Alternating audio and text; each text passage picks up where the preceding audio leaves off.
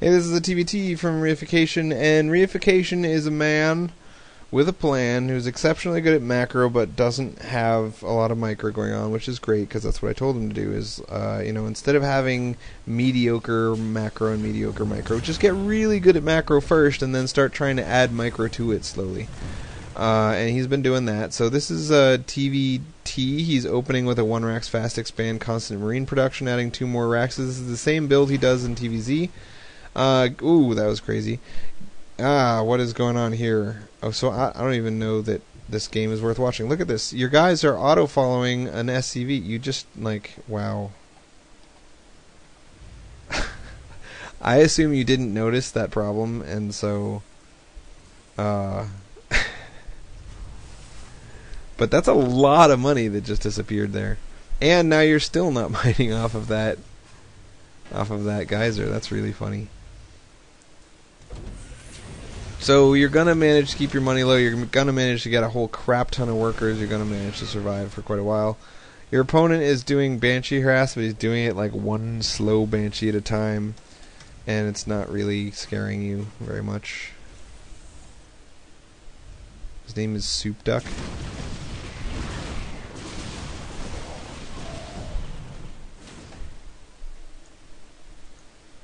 So you've got this... even with Banshee harass going on the whole time, you managed to get 38, 41 workers at 10 minutes, which is not crazy good. With a 1 racks fast expand, you should be shooting for 52. And 41, you missed by 10 or 11. And your army should be about 3,500, and it's 2,175 with nothing really spent on upgrades or turrets and 1 bunker. 2 turrets started. So it really threw you off to have that initial mistake where you just lost a bunch of the money that you need to play the game. And that probably threw you off a tiny bit more to get Banshee harassed a little bit. But you're still pretty far ahead of your opponent. You've got more than double his income. You've got turrets in your mineral line so that no matter how much Banshee harass he wants to do, he still can't really kill you with it. But he's got bunkers and tanks back home, and you're massing infantry. And the problem with somebody who has a very extremely low APM like yourself, massing a ton of infantry in any matchup, really, is that area of effect stuff, just like hard counters infantry. So this mass siege tank behind bunkers thing, what you want to do in TvT is use your massed infantry to set up a contain and say, look, you're not going to get your third, ha ha ha ha. So you want to be making primarily siege tanks after your opening. You do a lot of this supply dropping. I wonder why you do that. Maybe, okay, so just so you know, supply dropping, it gives you basically a free 100 or 140 minerals, depending on how you look at it. Within the first 6 minutes, it's kind of like 140 because you're saving yourself the mining time of 30 seconds to make a depot. Is actually only 20, so it's like 120. Whereas a mule gives you 300, so it's 3 times better. Basically, supply drop is like saying, I'm going to take 200 minerals and throw them down the drain for no reason. So in general, don't ever supply drop. If you can help it, you should always be dropping mules. I suspect that you probably supply drop because you like to 2-base, and it makes you mine out slower. Like, in that last TvZ we watched, you didn't mine out until like 18 or 19 minutes. But yeah, anyway, just don't do it. So in TvT, if your goal is to set up this contain, you don't need to keep your whole army down there with the contain. Because if you get a bunch of siege tanks sieged up along here so that he can't get out of his base, he's gonna do drops. That's the only thing that makes any sense for him to do, and he's gonna do it. So set yourself up, rally your factories down here, siege up all your tanks down here, but keep 1 or 2 of your racks rallied back home so that you have a reasonably large army back home that you can use to secure your third and prevent drops and stuff like that. So as was obviously going to happen, he does some drops. You're way ahead. Statistically, you're just ahead in every category. He expands down here, and you could theoretically just completely crush this. You unsiege and start moving down, leaving all your marauders back up here. I suspect that's a mistake. And you're gonna come just completely deny his third. Again, no stim. This is pretty... this happened in the other game too. You didn't get stim. And I'm okay with not getting stim as long as you're doing it on purpose. But if you're accidentally not getting stim, I just thought I'd mention that you accidentally didn't get stim again. So you deny the third, you're gonna basically keep containing this third. But I don't know. This contain, you basically maxed out on terrible units, right? Because Marines are like the best unit in the game for the first 12 minutes. And then the further past 12 minutes you go, the worse Marines get. So if he's massing tons and tons of siege tanks, and you're massing tons and tons of Marines, eventually, once he gets to 200U in like 6 years, he's going to be able to crush you. And there's nothing you can do to get up there. So again, this is a starvation game. You just got to keep vision of both places and go attack him whenever he tries to get a third.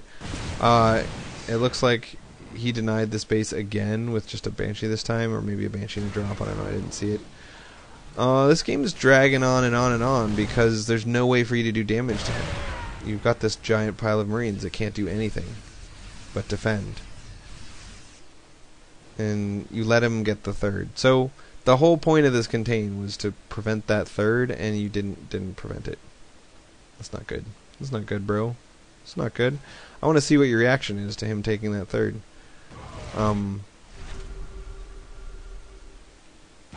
So this, you beat him to 200, and then you waited for him to get to 200 too.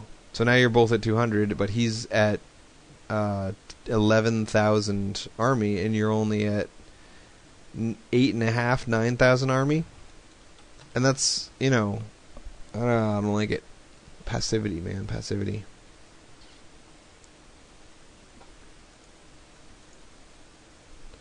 So first of all, when you're containing somebody, don't let them get a third. That's pretty obvious. That's what containing means. Second, don't max out on pure Marine like this. Get to like 140 unit space of Marines and emphasize upgrades and medevacs and Marines and stuff. And if you see that he's turtling, if he's got a crap ton of siege tanks and you can't get in, first of all, I mean, you want to get in. You want to get in with your first Marines and lose them, but lose them in such a way that you pull ahead. But if you can't do that, if you're stuck outside, completely cut infantry altogether. Don't make a single infantry unit from that moment on. And then all the way from 140 to 200, you should be making pure siege tank or battle cruiser or siege tank battle cruiser or siege tank Viking battle cruiser. Or, just generally some mix of siege tanks and battle cruisers. And that should be the goal, man. So he knocks down the contain with a tiny smattering of his army. You've got much more money than him, and no, you don't have much more money than him because he keeps denying the space, and then you built buildings in it, and you're distance mining from it, and you've mined out your main, and you've mined out your natural, and you're not mining from this. So this is just kind of all falling to shit. So your opening build was good, and after that you kind of didn't know what to do. I feel like at 10 to 12 minutes you had this huge lead. And then you just were like, well, I can't attack siege tanks, so what now? And that's a totally legitimate question, man.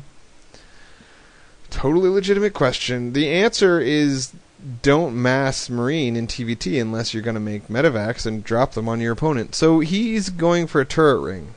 No, he's not. He's not even going for a turret ring. So at 12 minutes, you should have a bunch of Marines and 4 medevacs. You shouldn't have made these tanks... you should have dumped all your gas into medevacs. And your first 4 medevacs just go unload right here, and you kill as much as you can. When his siege tanks try to reposition, you kill them before they siege up. And if they ever do manage to siege up, you run as far away from them as you can and just keep doing damage. And then he comes in again and resieges, and you just move away again. And eventually you might be chased home, or you might lose that army, but you will do a crap ton of damage. And Doom dropping really seems right up your alley, because again, you have crazy good macro, and you don't really know how to use your troops very well. You don't want to be running around with them, trying to position them properly and contain and slow push and stuff like that. So a Doom drop means you just take 5 medevacs or 4 medevacs or 8 medevacs or however many and just fill them with Marines, and then come unload them in your enemy's base, and suddenly your whole army is just kind of in his base, and now you run around killing stuff. So the difference between Doom dropping and trying to make a successful frontal push is that he's going to have all his siege tanks in the front. So when you Doom drop, you're not Doom dropping on siege tanks, you're Doom dropping on nothing. So yeah, I would, try that. you got to have a goal to attack in all of your matchups. You got to be like, this is my build. I get this many units, and then I attack. And this is how I attack, you know? Like, do I go straight up the middle? Well, what if he has Siege Tanks or Colossus or Infestors and Banelings? I guess I can't go straight up the middle. Do I drop? I don't know. Sometimes I drop and he surrounds all my crap and kills it. Maybe that's a bad idea, too. Do I drop and push the front at the same time? Do I do a Doom drop where I not only just drop 8 Marines in his base, but actually drop my entire freaking army in his base? Do I get to a certain unit space, contain him, and then just start pumping BCs from there and try to win off BCs? All of those are valid things to do, but all of them include a I'm going to actually attack portion. Because if you don't attack, then who cares how good your macro is? You know, you ended up with basically maxed out. Okay, so boom. So right here, you got your $10,000 army. You got 1-1 against his 1-2, and you have an advantage. You cut workers. You cut workers specifically to get an advantage at a certain point, and this is that point. You know, you got to do something with it. Actually, you only have like 30 something workers. What the heck? What happened here? You know what I think happened is you're used to cutting workers at a specific time, like it's 10 minutes. You're like, well, I always have 50 workers by 10 minutes, so I'll get to 10 minutes and then I'll cut. And so you got to 44, and then you cut, and then his Banshees kill some of your workers, and you never replace them. You just kind of... Those workers that are gone are just gone forever. And again, you're not mining for a really long time. 5 idle workers. 4 idle workers, you know. So, yeah. A lot of this is just practice, you know? You know what to do, you did it right. Now, what do I do with these units? What do I do if I lose some workers? How do I get my third while also maintaining frontal pressure? That kind of stuff. So, yeah. I'm impressed that you're able to do what you're able to do with such a low APM and without really microing your army or anything like that. And that's great. But it's kind of time, man. That next step is to get more than just 52 workers, and in this case more than 41 workers. You should always at least fully saturate both of your bases. But why even make this command center if you're not going to fully saturate the bases you have, you know? So those are the thoughts I have on this game, man. I suppose I could see the end of it, but I don't know. It seems inevitable that the man who's making only Marines is going to lose to the man who's making other stuff. Also, you're a lot lower than him on income. You've still got those same 38 workers. You've kept them all game long. And now you've got BCs, and BCs are great, but they're not gonna be part of the fight. They're just gonna walk off. So see how your army, this red line, you A-moved your army to his third and then to his main. Don't do that. You know, if you A-move an army right here, it's going to figure out that you want it to kill the base. You know, the AI is good enough. You don't need to attack it through the base and then off to some other base. Your army is just going to spread out and do ridiculous things. Plus, you're looking at him. You're looking at this fight. And you're like, wow, this fight, you know? And you've got only these units selected. That's what's weird. Is he attacks you, and I guess you box select whatever you see on the screen. Let's look at your selection. So this red box is... Okay. So you don't select these Thors. You only select what's immediately right there. And then I don't even think you give them a command. You just select them and watch them fight. Yeah. Anyway, you weren't going to win that fight no matter what you did, but I would have liked to see these guys actually participate. And especially the BCs. The BCs are your tanking units. Their job is to soak up damage.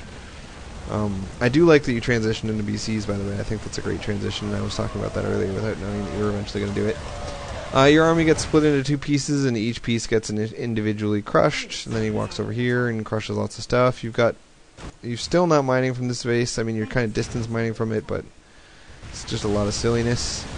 You're going to push in here, kill lots of stuff. You're going to do a base race with a guy who's massing Thor, Medevac, Marine, tank, and you're just got a little tiny smattering of infantry.